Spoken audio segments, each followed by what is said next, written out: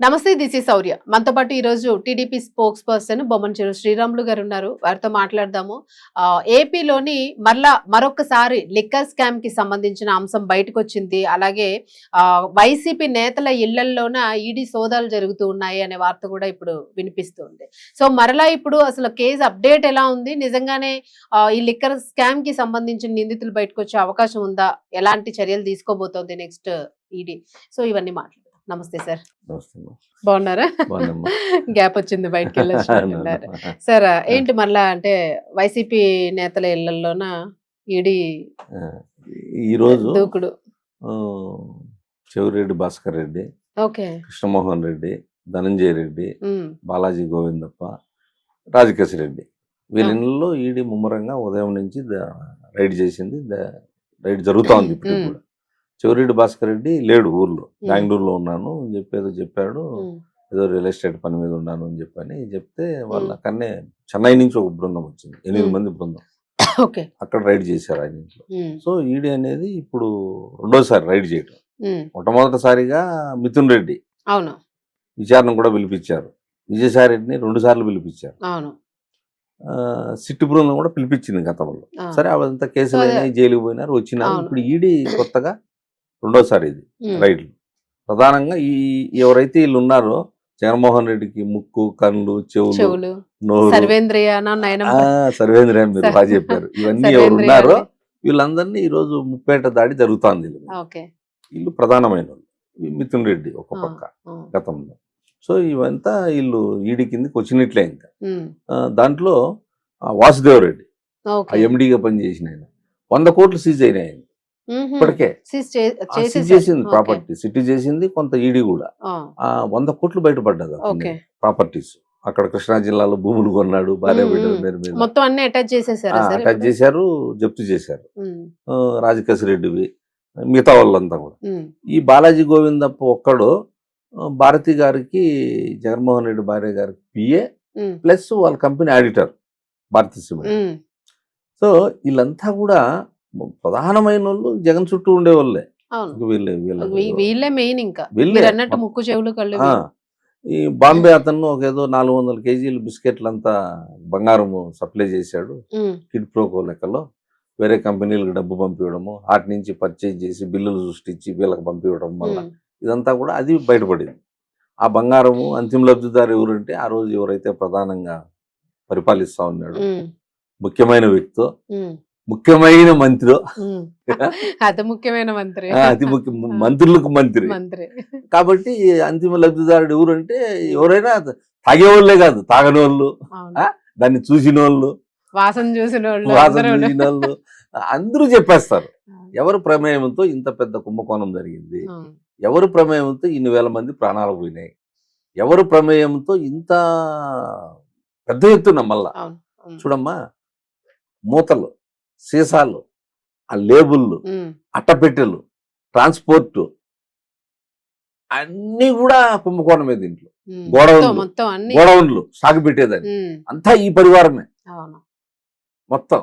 దానికి తోడు ఎవరు ఆ కారుమూరి నాగేశ్వరరావు మంత్రిగా ఉన్నాయన కొడుకు సిట్టు నోటీసులు ఇచ్చి ఇదే ఈ ట్రాన్స్పోర్ట్ దాంట్లో చిత్తూరులో విజయానందరెడ్డిని ఎమ్మెల్యేగా కండక్ట్ చేసి, ధర్మవరంలో అతను మన చాలా నీతిమంతులు మాట్లాడుతూ అంటాడు. ఆయన పొద్దున్నే లేస్తే హలో గుడ్ మార్నింగ్ అని పెట్టి మొత్తం అంతా ఆయన ఫ్రాడ్ పనులే. అది ముగించటము, భూములు కొట్టేసినాడు వచ్చింది, 30 ఎకరాల్లో పోయి గుర్రపుశాల కట్టుకొని ఏదో అక్కడ గుర్రాల గడ్డ అనేదో. వీళ్ళంతా కూడా నీతులు చెప్పేదానికే, ఆచరణలో ఏది లేదు వీళ్ళు. మిథున్ రెడ్డి చూడండి, 3వసారి నువ్వు ఏది ఎంపీ, చిన్న వయసు నువ్వు ఈ దేశంలో ఎవరైనా ఆ స్థాయిలో 3 సార్లు అయిన వాళ్ళు జైలుకి పోయి వచ్చినారా? మీకు దేవుడు ఇచ్చినాడు, సంపాదించుకున్నారు. ప్రజల సొత్తు ఎందుకు మీకు అవసరమా చెప్పండి? నువ్వు 3 సార్లు 70 రోజులు జైల్లో పోయి వచ్చినావు, నువ్వు నీకెందుకు ఇంకా పదవి? ఎంత ఉంటే ఏం నేను అనేది.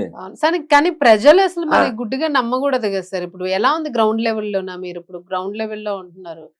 ఇప్పుడు లిక్కర్ స్కామ్ కి సంబంధించి చాలా పెద్ద ఇష్యూ ఇది మనకి. మంత్రులందరూ ఇప్పుడు మీరు అన్నట్టు ఆల్మోస్ట్ అందరినీ జల్లెడి పెట్టేస్తున్నట్టు అయిపోయింది. గ్రౌండ్ స్థాయిలో జగన్మోహన్ రెడ్డి కోలుకోలేని పరిస్థితి. ఇంకా ఈ అవినీతితో పక్క పెడితే ఆయన మళ్ళా అమరావతి తీసుకొచ్చాడు కదా, అవును అదేదో దీంట్లోకి మావిగన్ మనం కలపకూడదు, మావిగన్ మీరు అడిగారు కాబట్టి ఆ మావిగన్తో వాళ్ళకు అదేదో బూడింది ఈయనకి అంటారు చూడు, బాగుంది మావిగన్ను మందుగన్ను మావిగన్ను భలే చెప్పి మందుగన్ను, 3 రాజధానులు, ఆ, అన్ని మూడులే చూడు మాతోనే వచ్చేటి. అవును సో ఇవన్నీ కూడా ఈ ఒక రాజకీయ పార్టీకి ఇన్ని ఈ, ఆ, అనుకోనివి జరగరానివి జరిగితే, ఉమ్, అవినీతి కావచ్చు, అనాలోచితమైనటువంటి నిర్ణయాలు కావచ్చు, పోలవరం మీద కానీ రాజధాని మీద కానీ ఉమ్, అతను మాట్లాడతాండే మాటలేంది, అతను చేష్టలేంది, అవును ఇవంతా కూడా ఒక పార్టీకి.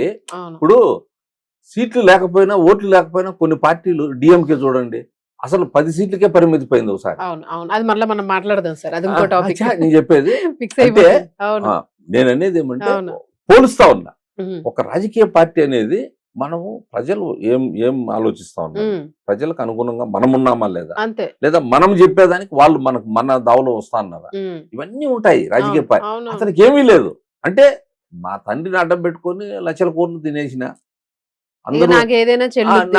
బానిసలుగా ఉండాల్సిందే నేను చెప్పింది. ఉమ్, లేకపోతే నువ్వు మావిగానే నువ్వు తెస్తావా దాన్ని, ఎవడైనా బుద్ధుడేవాడు అవును ఒక రాజకీయ పార్టీని నడిపినోడు, మీ తండ్రి ముఖ్యమంత్రిగా చేసినోడు, నువ్వు ఎంపీ చేసినావు, ఎమ్మెల్యే చేసినావు, ముఖ్యమంత్రి చేసినావు, ఇప్పుడు ప్రతిపక్ష పార్టీలో ఉన్నావు, అవును ప్రధాన ప్రతిపక్షం లేదు నీకు, లేదు ఓ పార్టీ 1% ఓట్లు అయినా కూడా ఏం మార్పు వచ్చినాయి లేదు. కదా.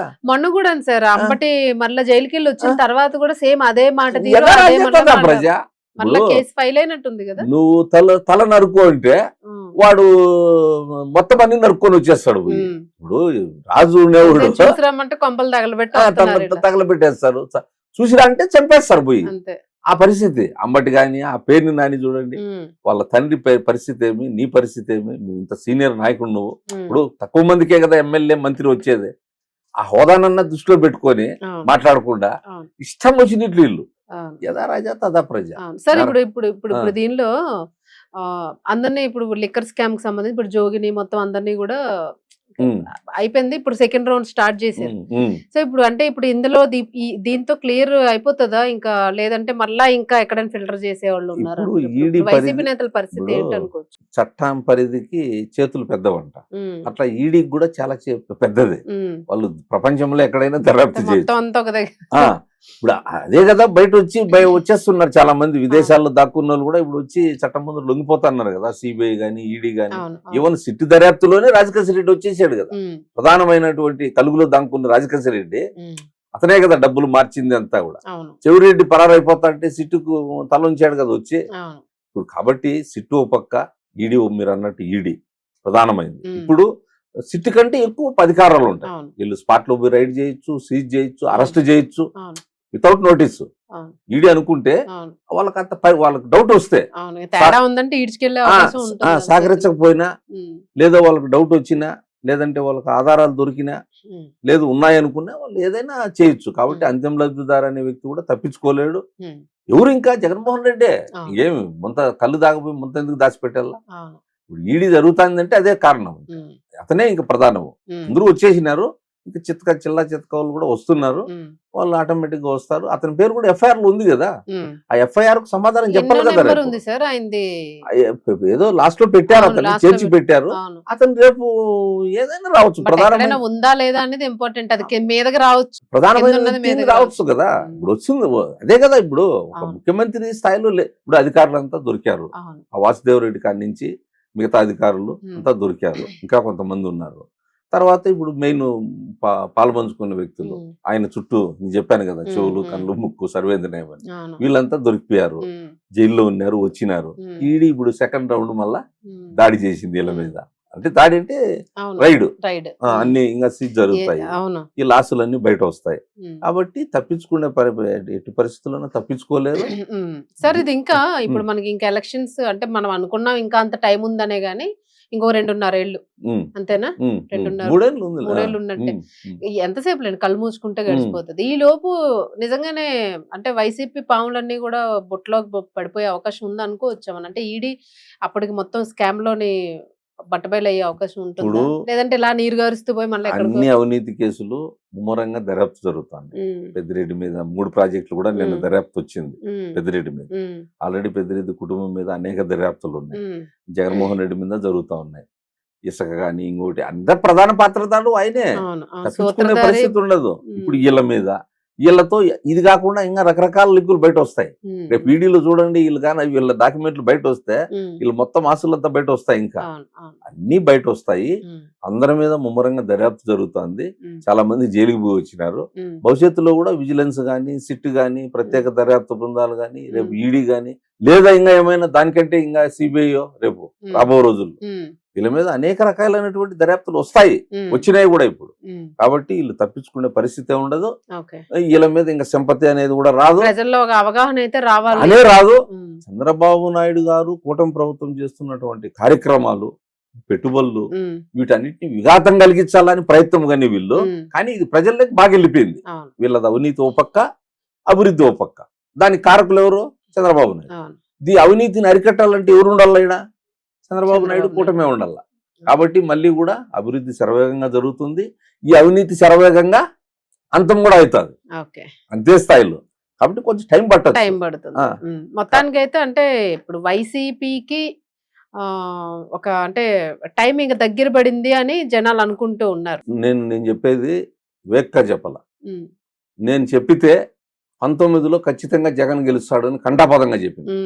మా నాయకత్వం ముందర చెప్పింది. ఇన్ని సీట్లు వస్తాయి, ఇన్ని ఓట్లు వస్తాయి, లోకేష్ ఇన్ని ఓట్లతో ఓడిపోతాడు, వాస్తవం కుప్పంలో ఇంతే వస్తాది, గెలుపోటముల మధ్యలో ఉంది అని కూడా నేను చెప్పిన ధైర్యంగా. నేను చెప్పి కొంత ఇబ్బంది కూడా పడినా మా పార్టీతో, వాస్తవం చెప్తాను. అవును, మరి నిజం చెప్పారు కాబట్టి ఇబ్బంది పడాలి. నేను ఎప్పుడైనా చెప్తా నిజమే, అప్పుడు చెప్తా, ఇప్పుడు చెప్తా, రేపు చెప్తా. సో ఇప్పుడేమంటారు? ఇప్పుడు మా నాయకత్వం కనుక సరిగ్గా చేయకపోయింటే ఇప్పుడు కూడా చెప్పేవాడు. నేను కరెక్ట్ గా 2 ఏళ్ళు అప్పుడు చెప్పినా ఇదే 2 ఏళ్ళు ముగిసినప్పుడే మా పార్టీ ఈసారి రాదు, ఘోరాతి ఘోరంగా ఓడిపోతుంది. 2004లో ఏ విధంగా ఓడిపోయినామో, ఎన్ని సీట్లు వచ్చినాయో, ఎంత శాతం వచ్చిందో అంతే సీట్లు ఇక్కడ వస్తాయని కూడా చెప్పినా నేను విభజిత రాష్ట్రం 19లో. కాబట్టి ఇప్పుడు బ్రహ్మాండమైన పేరుంది. అంటే బ్రహ్మాండం అంటే నేను మరీ బ్రహ్మాండం అని చెప్పను, పురోగతిలో ఉంది, బాగుంది, మంచి పేరుంది. చంద్రబాబు నాయుడు మీద వేణోళ్ళు పొగుడుతా ఉన్నారు. నేను కూడా సామాన్యంగా పొగడను. నేను ఒక పట్టాన నేను ఒక వ్యక్తిని, ఒక పార్టీని, మా పార్టీ కూడా కానీలే, మా పార్టీలో ఉండే వ్యక్తులు కానీలే, నేను కూడా అంత చక్కగా నేను జీర్ణించుకోను, వాస్తవమే మాట్లాడతా. అవినీతి కావచ్చు లేదా నీతి, నేను 100% ఇసుక మీద నేను మాట్లాడినమ్మా. మా పార్టీలో ఉండి రాయలసీమలో మొత్తం మట్టి కొట్టుకుపోతారన్న ఆ రోజు నేను, మీరు ఇది అవసరమా, నాయకుడికి ఎంత చెడ్డ పేరు వస్తుందని చెప్పినా నేను. అట్లే అయింది కదా 19లో. మొత్తానికి అయితే మీరు అన్నట్టు ఈసారి మాత్రం చంద్రబాబు నాయుడు మీద మళ్ళా ఇంకా 2 టర్ములు గ్యారెంటీగా చెప్తా ఉన్నా. రేపు టర్మ్ వచ్చేస్తాడు, నువ్వు వస్తాడు కూడా, మళ్ళీ ఆటోమేటిక్ గా ఇంకొక టర్మ్ అనేది. ఇప్పుడు ఆ బెంగాల్ మనం చూస్తాన్నాం కదా కొన్ని రాష్ట్రాల్లో ఏమే. కాబట్టి కేంద్రం కూడా మంచి సహకారం ఉంది చంద్రబాబు గారికి. వీరు బాగున్నారు, వాళ్ళతో మేము బాగున్నాము, మంచి జరుగుతోంది. అవినీతి అనేది మీరు అన్నట్టు అది ఒక పార్ట్ జరుగుతూ ఉంటుంది. దాన్ని కేంద్రము రాష్ట్రము ఎవరు ఏం చేయలేరు, చట్టపరంగా జరుగుతుంది. చట్టం చేయాల్సిన పని చట్టం చేస్తూ పోతుంది, జరుగుతుంది. ఈ అవినీతి పార్టీ అనేది అంతమైపోయింది guarantee. Thank you sir. Thank you.